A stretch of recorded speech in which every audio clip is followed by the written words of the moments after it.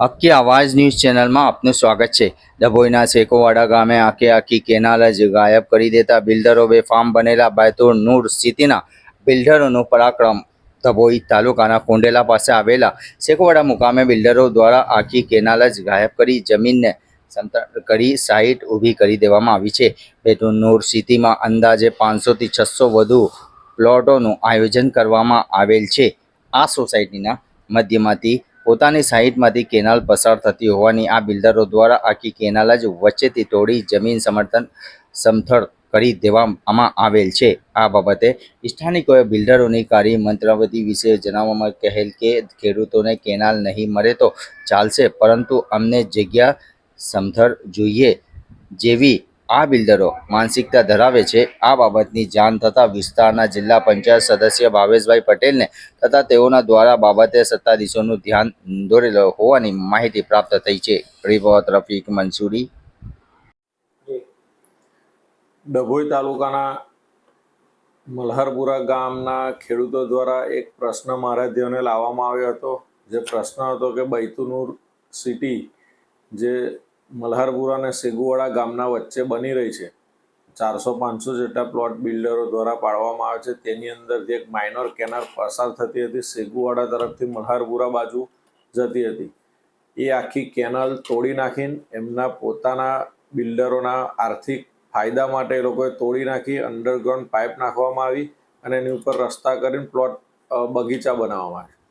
આની રજૂઆત મેં કરી હતી અને 4મી મેએ અમે રૂબરૂ મુલાકાત ખેડૂતો સાથે કરી હતી। ત્યાર પછી સરદાર સરોવર નિગમ દ્વારા નોટિસ આપવામાં આવી છે, પોલીસ ફરિયાદ પણ કરવામાં આવી છે। ફરિયાદમાં ખાલી અરજી આપવામાં આવી છે।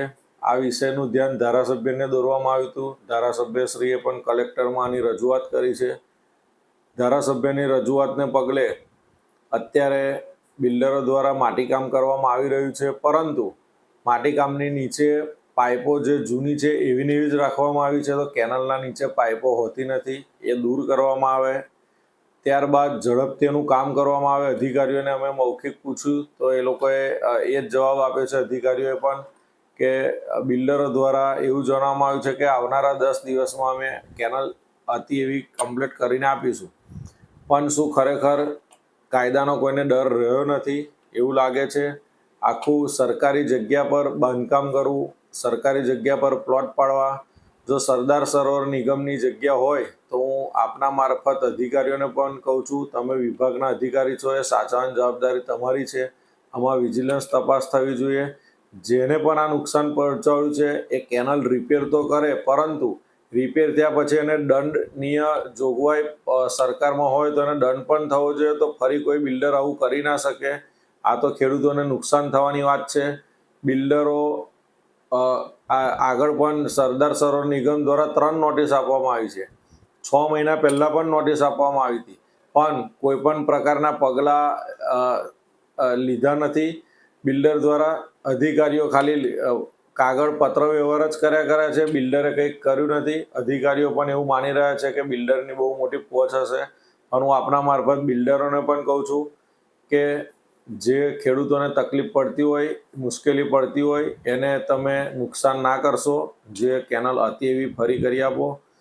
તમને આ અમારી એક વિનંતી છે, પણ અમારી વિનંતી નહીં સ્વીકારો અને આવનારા સમયમાં ચોમાસું નજીક છે, જો આનો ઉકેલ જલ્દીથી નહીં લાવો તો અમે આગળ જે પણ કરવું પડશે એ કરીશું અને આનો કાયદેસર ન્યાય ખેડૂતોને મળે એ દિશામાં અમે કામ કરીશું।